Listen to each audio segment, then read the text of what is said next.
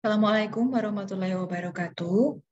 Pada pertemuan hari ini, kita akan membahas mengenai pengauditan dan profesi akuntan publik.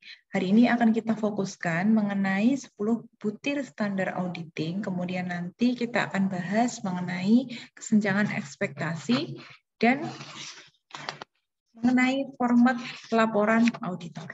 Baik, langsung saja saya mulai untuk share screen.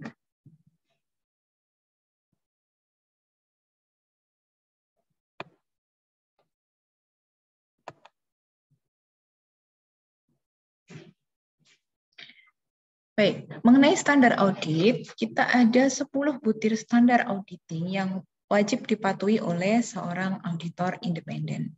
Apa saja standarnya? Yang pertama adalah standar umum yang terdiri dari 3 standar, kemudian ada standar pekerjaan lapangan yang terdiri dari 3 standar juga, dan yang terakhir adalah standar pelaporan. Kita mulai dari yang pertama.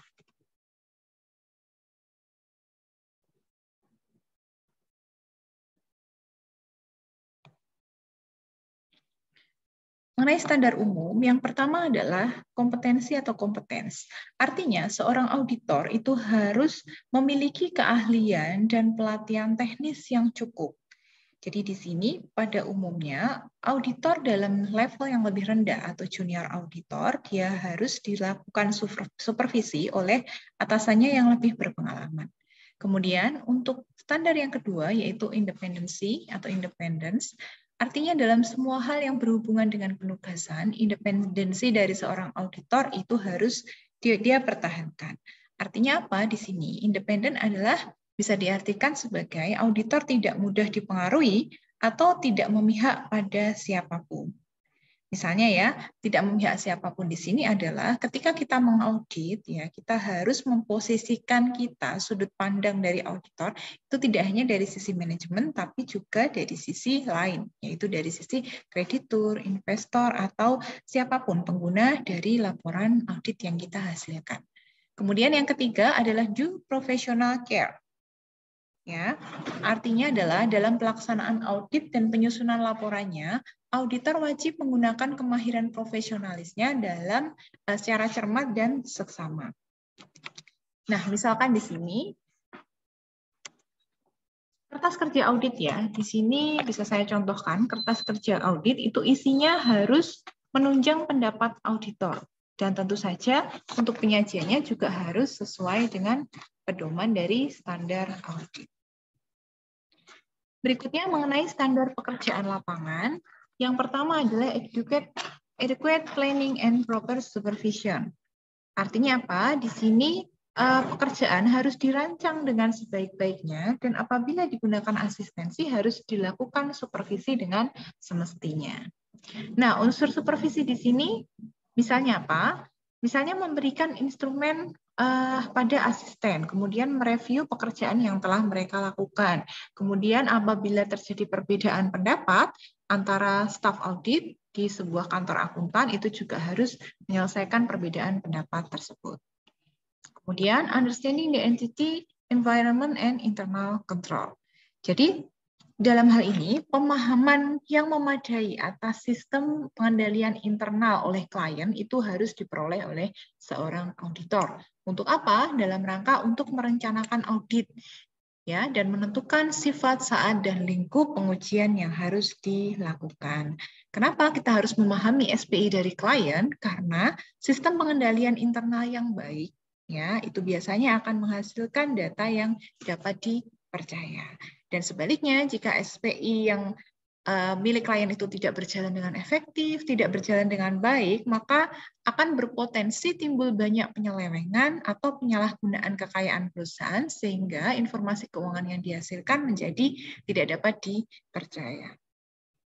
Kemudian yang keenam, sufficient competent audit evidence. Jadi bukti audit yang kompeten itu harus cukup diperoleh melalui apa? Melalui pekerjaan lapangan, inspeksi ya, mengamati, mengajukan pertanyaan dan mengkonfirmasi kepada pihak-pihak yang terkait ya sebagai dasar yang memadai untuk menyatakan pendapat.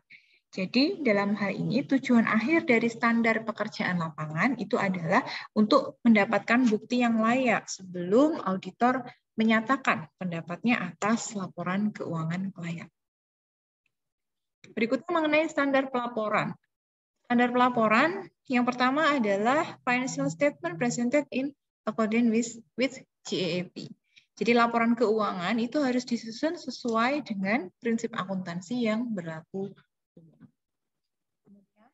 Menurut standar ini, ya, bahwa laporan keuangan yang disusun oleh klien itu benar-benar harus dilakukan analisis oleh auditor. Apakah setelah disusun sesuai dengan standar atau tidak? Ya, jadi kondisi tersebut juga harus dilakukan pengamatan secara mendalam. Kemudian konsistensi in the application of GAAP. Jadi laporan audit itu harus menunjukkan keadaan yang di dalamnya prinsip akuntansi itu diterapkan secara tidak konsisten atau tidak. Ya, jika ada penyajian laporan keuangan yang dilakukan tidak konsisten ya oleh klien, itu harus dinyatakan oleh auditor secara eksplisit. Tujuannya apa?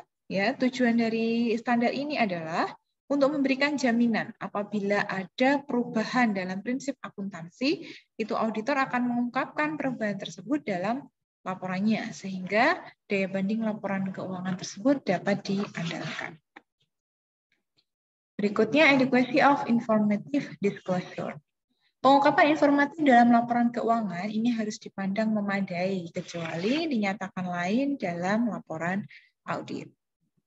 Ya. Nah, jika pengungkapan yang dibuat oleh manajemen itu dianggap tidak memadai, maka auditor di sini harus mengungkapkan hal tersebut dalam laporan auditornya. Kemudian, yang terakhir adalah expression of opinion. Artinya laporan audit harus memuat satu pendapat mengenai laporan keuangan secara menyeluruh, atau satu asersi bahwa pernyataan demikian tidak dapat diterima. Nah, dalam hal ini biasanya auditor akan memberikan satu opini dari beberapa jenis opini audit. Ini biasanya dilakukan di akhir pada saat akan menyusun laporan auditor independen. Nah, kemudian laporan auditor itu sendiri apa? Laporan audit adalah alat formal yang digunakan oleh auditor dalam rangka mengkomunikasikan kesimpulan tentang laporan keuangan yang dia audit kepada pihak-pihak yang berkepentingan. Nah, jadi dalam laporan audit ini biasanya memuat opini atau pendapat dari auditor mengenai laporan keuangan yang dia audit selama satu periode berjalan. Untuk laporan audit yang bentuknya baku, dia memuat pendapat wajar tanpa pengecualian atau unqualified opinion. Artinya laporan keuangan tersebut dinyatakan baik ya, dinyatakan wajar dalam semua hal yang material, baik posisi keuangannya, hasil usahanya, dan arus kas satu satuan usaha sesuai prinsip akuntansi yang berlaku. Nah, kemudian untuk jenis-jenis laporan audit yang lain apa selain dalam bentuk baku? Nah, laporan audit dalam bentuk baku itu adalah yang pertama, yaitu tadi wajar tanpa pengecualian. Untuk yang kedua, 3, 4, dan 5, ya ini adalah opini qualified opinion. Jadi kita lihat apa saja yang tidak termasuk dalam unqualified opinion. Yang tidak termasuk dalam unqualified opinion, pertama adalah wajar tanpa pengecualian dengan tambahan bahasa penjelas atau poin 2 di sini. Contohnya di sini, kondisi-kondisi apa yang menyebabkan auditor memberikan pendapat kedua ini? Contohnya, apabila klien dalam hal ini mengubah prinsip akuntansi yang dianutnya. Misalnya apa? Dalam penggunaan metode depresiasi aktiva total. Nah, sesuai ketentuan dalam standar akuntansi keuangan, bila perusahaan punya alasan untuk mengubah metodenya dengan yang lebih cocok, maka hal tersebut harus diungkapkan secara eksplisit dalam footnote laporan keuangan. Kemudian, auditor juga dapat memberikan pendapat wajar dengan pengecualian atau bahkan tidak wajar ya apabila ada kondisi-kondisi sebagai berikut. Misalnya klien mengubah satu prinsip akuntansi tapi perubahan tersebut tidak sesuai dengan standar akuntansi keuangan. Jadi berbeda dengan poin yang kedua. Kalau kedua tadi diubah tapi masih sesuai dengan SAK, tapi untuk poin ketiga dan keempat dia mengubah tapi tidak sesuai dengan ketentuan di SAK. Misalnya, laporan keuangan tersebut, laporan keuangan satu perusahaan itu kan kalau menurut SAK harus disusun dengan standar historical cost. Nah, di sini perusahaan tidak menyusun laporan keuangan tersebut berdasarkan standar historical cost, tapi menggunakan yang lain, sehingga dinyatakan tidak sesuai dengan PABU, prinsip akuntansi yang berlaku. Atau mungkin auditor juga dapat memberikan pendapat nomor 5, yaitu menolak memberikan pendapat. Ya, nah dalam hal ini apabila ada pembatasan yang dilakukan oleh klien, ya artinya ruang lingkup auditor itu dengan sengaja dibatasi oleh klien.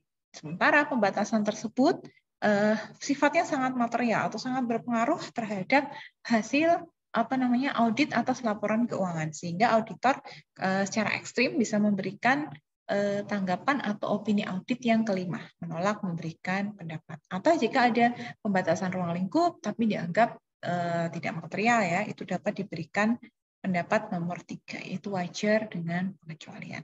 Misalnya auditor, ya kondisinya seperti apa, Bu? Misalnya auditor itu mengaudit satu laporan keuangan, yaitu laporan neraca. Di situ ada salah satu aset, ya, atau aktiva yang akan dilakukan sampling audit oleh auditor, ternyata dibatasi oleh klien. Kamu boleh ngaudit ABCD, tapi nggak boleh ngaudit yang ini. Sementara untuk satu pos tersebut, ya nilainya dianggap sangat material oleh auditor. Nah, apabila ada pembatasan seperti itu, auditor berhak memberikan pendapat poin 3, wajar dengan pengecualian, atau bahkan 5, menolak memberikan pendapat. Kemudian untuk format laporan audit, ya, dalam format laporan audit bentuk baku, ya, tadi ya unqualified opinion, dia punya 3 paragraf.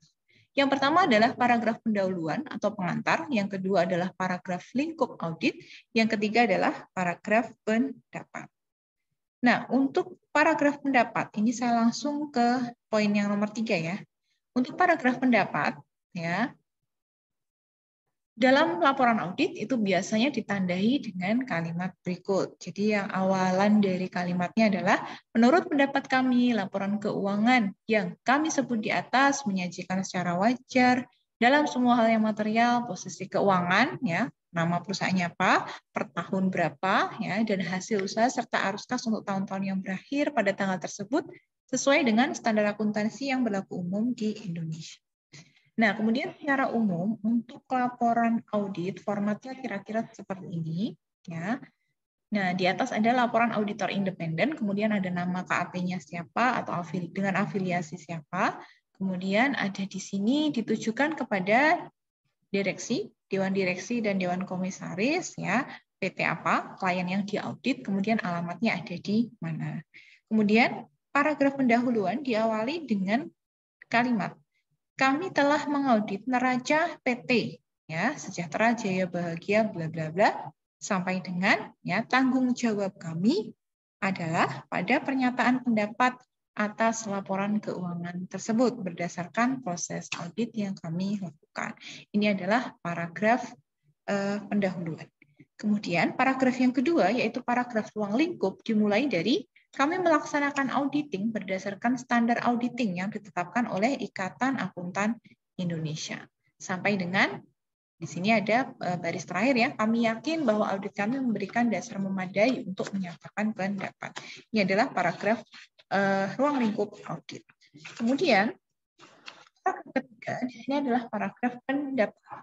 Itu menurut pendapat kami, laporan keuangan yang kami sebut di atas tersaji secara wajar dalam semua hal yang material, dan seterusnya. Apabila hanya ada tiga paragraf seperti ini, maka biasanya si klien merasa ayem. Ya, artinya, opini audit yang diberikan adalah unqualified atau wajar tanpa pengecualian. Tapi kalau masih ada paragraf lain-lain di bawah, misalnya ada catatan atau ada hal lain, dan biasanya jenis opininya adalah qualified opinion. Berikutnya, auditor dan kesenjangan ekspektasi. Ya, jadi dalam hal ini itu kadang muncul adanya perbedaan persepsi antara auditor dengan klien. Dalam persepsi klien, ya, atau persepsi pemakai laporan keuangan yang telah diaudit, mereka itu beranggapan bahwa auditor itu setelah mengaudit laporan keuangan, diharapkan mereka benar-benar melakukan auditnya dengan kompeten, integritas, dan independen. Kemudian dapat menemukan dan mendeteksi kesalahan saji yang material. Jadi itu persepsinya seperti itu. Jadi setelah diaudit itu harapannya ya benar-benar auditor itu menemukan kesalahan saji yang material.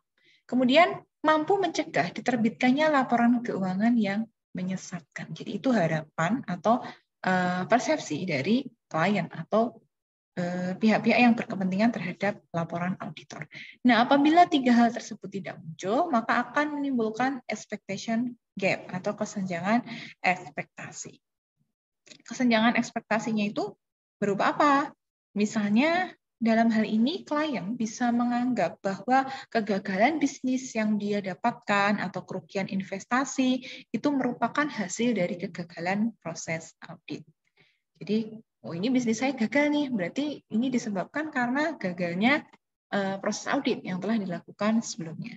Nah, dalam hal ini ya tentunya auditor akan membela diri dengan menyatakan bahwa mereka telah mengaudit sesuai dengan standar audit. Makanya tadi di laporan auditor independen itu ada batasan ruang lingkup bahwa tanggung jawab dari isi laporan keuangan itu adalah di pihak manajemen, sedangkan tanggung jawab dari auditor adalah terbatas pada laporan auditnya atau pendapat atau opini auditnya. Kemudian, expectation gap ini berhubungan dengan pertama, menemukan dan melaporkan kekeliruan dan ketidakberesan. Kemudian yang kedua, mendeteksi dan melaporkan pelanggaran hukum klien. Yang ketiga, melaporkan bila terjadi ketidakpastian kemampuan perusahaan klien untuk melanjutkan usahanya atau mempertahankan kelangsungan hidupnya. Ya. Jadi nanti pertama kita akan membahas mengenai apa perbedaan kekeliruan dan ketidakberesan. Kemudian untuk poin ketiga ini, auditor juga diwajibkan selain mereka memberikan opini audit atas laporan keuangan yang telah mereka audit, juga dalam tanda kutip meramalkan kelangsungan hidup klien. Ya, klien yang telah diaudit 1 tahun ya atau 1 periode dari periode masa audit. Jadi misal dia mengaudit untuk laporan keuangan per tahun 2012, 31 Desember 2012 misalnya. Berarti dia harus mampu meramalkan, menggambarkan kelangsungan hidup perusahaan 1 tahun sejak tanggal tersebut sampai dengan 31 Desember 2013. Oke. Kemudian ya, apa perbedaan antara kekeliruan dan ketidakberesan? Untuk kekeliruan itu adalah kesalahan ya. Salah saji ya, yang dilakukan secara tidak sengaja. Nah, pengumpulan atau pengolahan data akuntansi ini menjadi dasar dalam pembuatan keputusan laporan keuangan. Kesalahan estimasi akuntansi dalam hal ini dapat berakibat kesalahan dalam menafsirkan keadaan. Kesalahan penerapan prinsip akuntansi dapat terkait dengan jumlah klasifikasi, cara penyajian, atau pengungkapan. Misal kekeliruan yang tidak disengaja yang dilakukan oleh klien, misalnya adalah dalam rangka melakukan perhitungan. Jadi ketika menghitung nilai sebuah faktur, misalnya faktur penjualan, ya, kemudian kita buatkan estimasi analisis umur piutang. Nah, bisa jadi dalam perhitungan tersebut ada kekeliruan. Misal diestimasikan kerugian piutang sekian persen dari piutang gagal, ya. Buktinya kan dari faktur kita kumpulkan nilainya, jatuh temponya per berapa hari atau berapa bulan, ya. Kemudian dikalikan persentasenya. Nah, kekeliruan menghitung seperti itu ya bisa jadi karena faktor kekeliruan, ya, tidak disengaja. Itu contoh kekeliruan dalam hal jumlah. Kemudian bedanya apa dengan ketidakberesan? Di dalam hal ketidakberesan ini adalah kekeliruan tapi yang dilakukan secara sengaja. Mencakup kecurangan pelaporan keuangan dengan tujuan menyajikan laporan keuangan yang menyesatkan. Jadi ada unsur fraud-nya. Nah, di sini ada unsur manipulasi, fraud, jadi memang sengaja dilakukan dalam rangka untuk apa, Bu? Bisa jadi untuk melakukan window dressing, ya, supaya laporan keuangannya terlihat baik, Kemudian dia menggunakan berbagai macam cara, misalnya mengubah-ubah metode akuntansi, menerapkan prinsip akuntansi yang salah dengan sengaja ya, dengan tujuan untuk memanipulasi hasil dari laporan keuangan. Nah, kemudian fungsi audit antara lain tadi untuk mendeteksi dan melaporkan pelanggaran hukum yang dilakukan oleh klien. Jadi sesuai dengan standar audit seksi 327 ya mengenai standar audit atau standar audit pernyataan standar audit nomor 32 bahwa auditor harus merancang audit untuk mendeteksi pelanggaran hukum oleh klien. Petunjuk tentang kemungkinan pelanggaran oleh klien, misalnya adanya transaksi tanpa otorisasi, nah ini sudah semacam warning ya. Kemudian adanya pernah dilakukannya penyelidikan oleh instansi pemerintah atau keterlambatan pengisian dan pengembalian SPT. Nah ini bisa menjadi semacam indikator atau warning bagi auditor bahwa ada kemungkinan terjadi pelanggaran hukum oleh klien. Nah, tugas dari auditor nanti adalah melaporkan temuan tersebut pada komite audit.